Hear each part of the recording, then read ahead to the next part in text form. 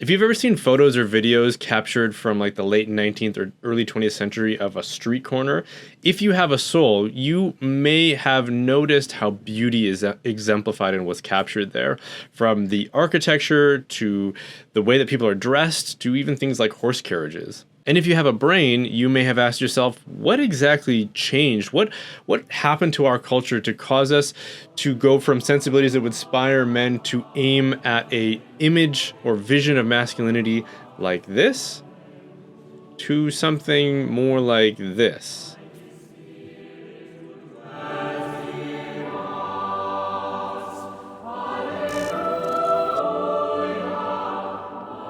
Before we get into the argument of this video, I want to acknowledge that some people will object to the thesis of this video by dismissing it as a conspiracy theory. And I'll admit right away that this isn't a scholarly argument. I'm just some guy with a YouTube channel and a camera and a microphone, and this is as much about my own speculation for the fun of it as anything else. So if you find it interesting and fun, then great. If not, that's fine too. But I do want to say that if you're someone who is persuaded by negative associations with the word or the phrase conspiracy theory, then for the sake of consistency, you should know that mainstream information sources are in a habit of promoting a whole range of conspiracy theories that go unnoticed. For example, the notion of a patriarchy ruling society, that's a conspiracy theory.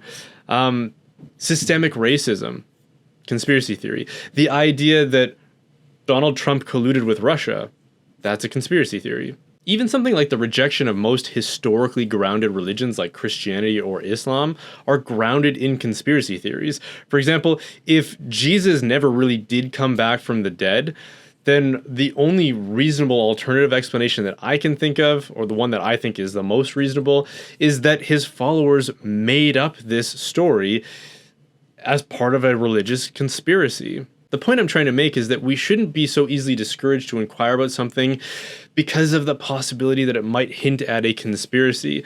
The truth is that conspiracies do happen, so some theories about them are perfectly valid. And if someone, especially someone in a position of power like the media, too easily dismisses an argument as a conspiracy theory without ever actually rising to the challenge of offering counter arguments of their own, I'd say that's a pretty good indication that they're in on it.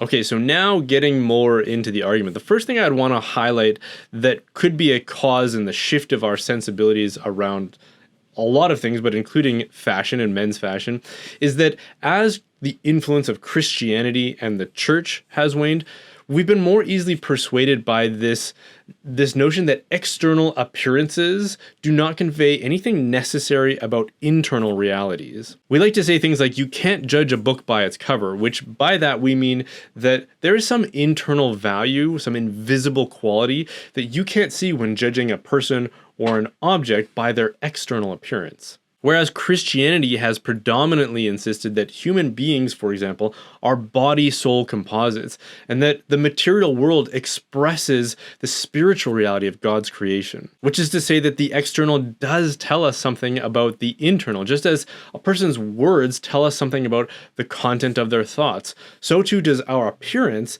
tell others something about our mind and our soul. For example, St. Francis de Sales said that external cleanliness is a sort of indication of inward good order. But as we've slowly embraced this dualistic idea that external and internal are distinct and irrelevant to each other, we've, in theory, become more accepting of unconventional external appearances. Previous generations of our culture, who were more influenced by Christian theology and philosophy, were more inclined to try to exemplify beauty and virtue in their external appearance.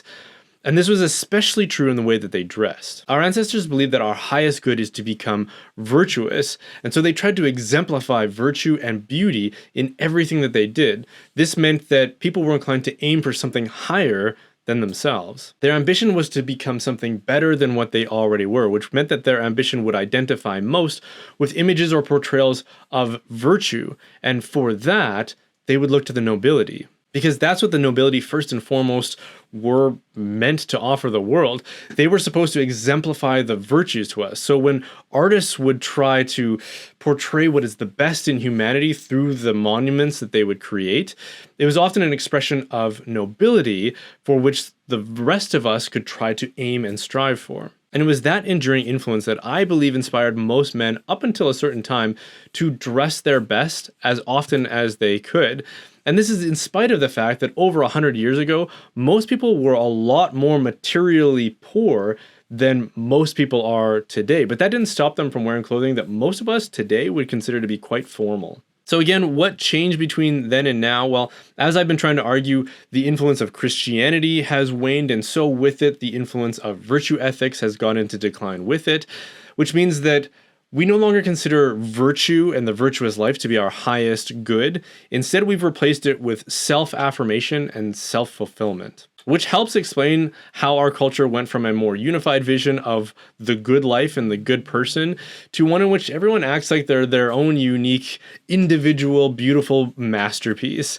And obviously, this would introduce eccentricities as well as pressure on society to accept those eccentricities, because we no longer have a standard by which we can judge them to be good or bad. But there's also been another current of influence that no matter how much it fails to live up to its promises or its expectations, it just refuses to go away.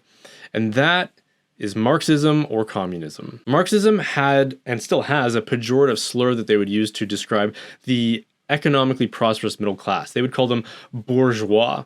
And this became extremely effective because the more they used it and tried to associate it with greed and soullessness, the less anybody wanted to be associated with it. This included dressing in a formal or a fine way. The old sensibility of trying to aim high and identify with nobility was seen as a bourgeois attitude.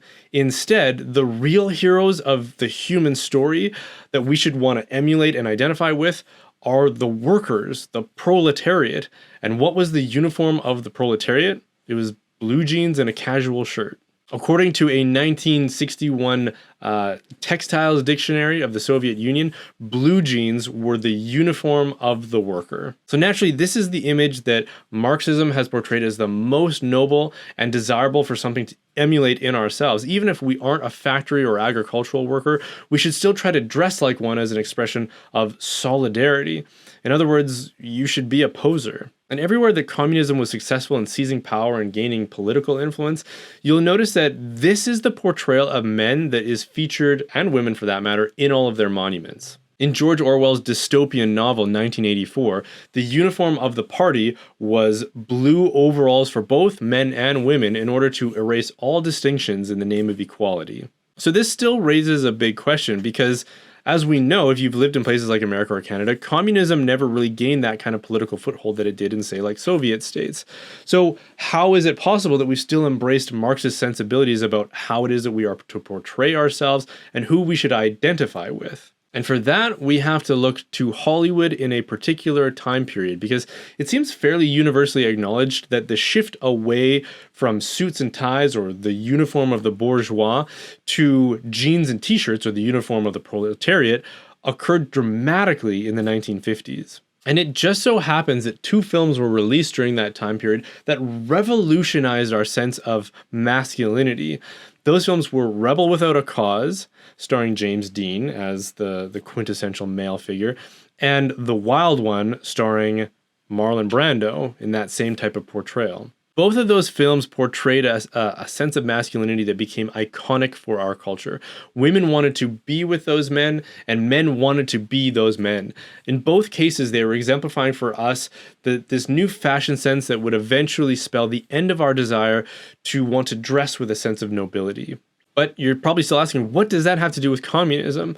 Well, it's at this point that, if you'll allow me, I have to become this guy.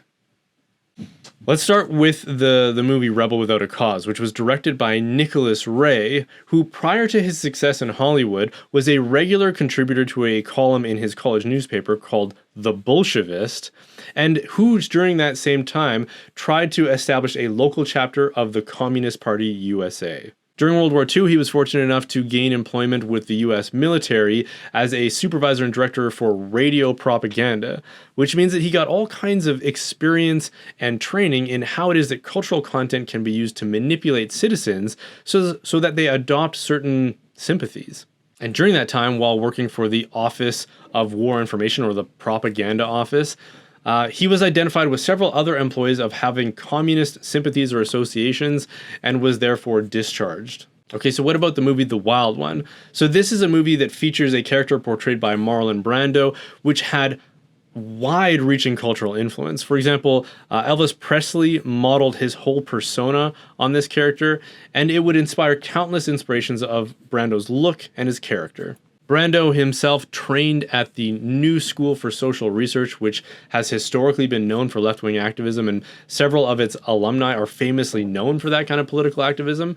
And according to the World Socialist website, the atmosphere that he trained in was heavily influenced by the Communist Party. While there, Brando trained in an acting method called the Stanislavski method, named after Konstantin Stanislavski, who was most active as a Soviet theater operator and was friends with Vladimir Lenin. Yes, that Vladimir Lenin. But probably most notable, if we're talking about the film The Wild One, is that it was directed by Laszlo Benedict, who was, you guessed it, a Hungarian communist. One of the screenwriters on the film as well, Ben Maddow, was eventually blacklisted for being, you guessed it, a communist. Now, those are just two, albeit I would say they're very significant examples that can help us trace the shift in sensibilities around men's fashion. But there are countless other connections that you could make about this cultural shift in Western society and how it relates to Marxist thought. We've moved away from the sensibilities of a people who were preoccupied with the aims of virtue and who sought to direct themselves in every way towards the virtuous life, and from a people who were able to inform their lives with a vision of the transcendentals of truth, goodness, and beauty, to a people who were merely concerned with economic or materialistic pursuits and content to identify and adorn themselves with the uniform of the proletariat and the monumental interpretations of the ideal human in Soviet states. For my part, as difficult as it is to break free from the sensibilities that I was immersed in as someone who loved rock music and a culture of rebellion, I've decided that I'm not going to wear blue jeans as one step in this direction of acknowledging the truth of what it is that I've come to believe about this. Because at the end of the day, I'm not a factory worker, and there's no good reason to wear that uniform unless I'm pretending to identify with someone and something that I am not. And even though it's a bit of an exercise in humiliation for me, again, because of the sensibilities that I was raised with and even, I would say, educated with, I'm going to try to be more willing to dress in such a way that directs my attention and maybe even the attention of others towards a vision of the human person that transcends the merely economic and material considerations of the modern schools of thought. So the next time you see me, if I look something more like this, try not to be too surprised. Thanks for watching. The reason I can continue making content like this is because of the generous support of my viewers. If you feel called to support this work, then consider joining the Reinforcements, which is my online community. There are multiple tiers, including free access for those who can't help financially but still want to join. You can join up at www.brianholdsworth.ca. Certain levels will also get a free gift basket from Glory and Shine, who is a family-owned Catholic bath and body products company whose beard balm I'm wearing right now. It's like aromatherapy for your face. Even if you don't join, they make amazing products, so check them out at gloryandshine.com. And don't forget to like and subscribe. You don't have to agree with everything I said to get value out of these kinds of conversations, so be sure to subscribe to be edified or challenged. There's value in both.